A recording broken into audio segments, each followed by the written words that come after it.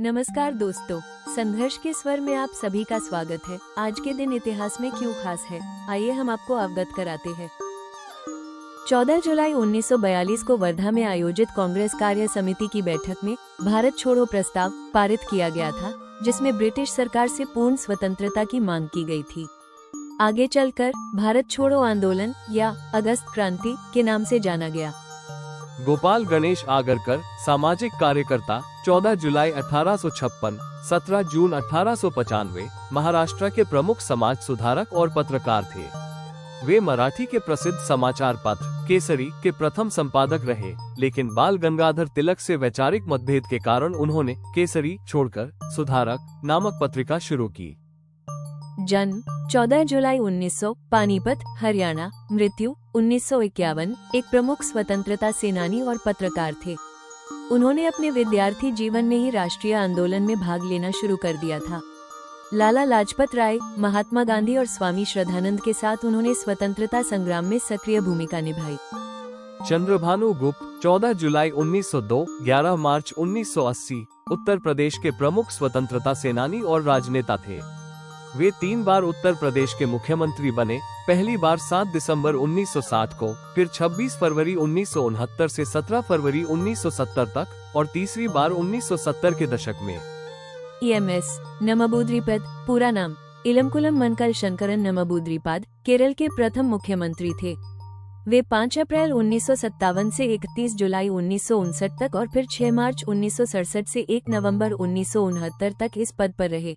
वे भारत के पहले गैर कांग्रेसी मुख्यमंत्री भी थे, जिन्होंने लोकतांत्रिक तरीके से चुनी गई कम्युनिस्ट सरकार का नेतृत्व किया। नमबूद्रिपद एक प्रमुख मार्क्सवादी विचारक, लेखक, इतिहासकार और समाज सुधारक थे।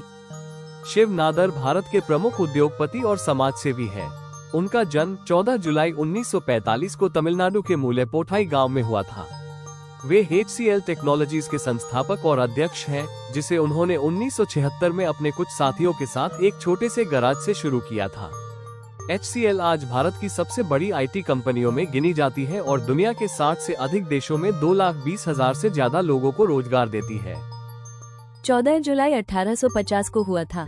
ये प्रदर्शन अमेरिकी चिकित्सक डॉक्टर जॉन गोरी ने किया था। उन्होंने फ्लोरिडा के गर्म और उमस भरे मौसम में मलेरिया जैसी बीमारियों के इलाज के लिए रोगियों को ठंडा रखने के उद्देश्य से एक संपीड़न आधारित रेफ्रिजरेशन मशीन विकसित की थी, जो हवा को संपीड़ित और विस्तारित करके कृत्रिम रूप से बर्फ बनाती थी। यह आधुनिक रेफ्रिजरेशन तकनीक का प्रारंभिक रूप था और इसी के बाद फ्रिज के आविष्कार को गति मिली। पूरा नाम मदन मोहन कोहली, हिंदी फिल्मों के एक प्रसिद्ध संगीतकार थे। उनका जन्म 25 जून 1924 को बगदाद, इराक में हुआ था और उनका निधन 14 जुलाई 1975 को मुंबई में हुआ। वे 1950, 1960 और 1970 के दशकों में बॉलीवुड के प्रमुख संगीत निर्देशक रहे। मदन मोहन को खासतौर पर अपनी गजलों के लिए जाना जाता है, जिनमें आपकी नजरों ने समझा और लग जा गले जैसे अमर गीत शामिल है। 9 सितंबर 1909, 14 जुलाई 2003 हिंदी फिल्मों की एक प्रसिद्ध अभिनेत्री थी। वे 1930 के दशक से 1980 के दशक तक सक्रिय रहीं और लगभग 52 वर्षों तक अभिनय किया। लीला चिटनिस ने अशोक कुमार के साथ कई सफल फिल्मों में काम किया और बाद में दिलीप कुमार, राज कपूर, देव आनंद जैसी बड़ी हस्तियों की मां के किरदारों के लिए जानी गईं।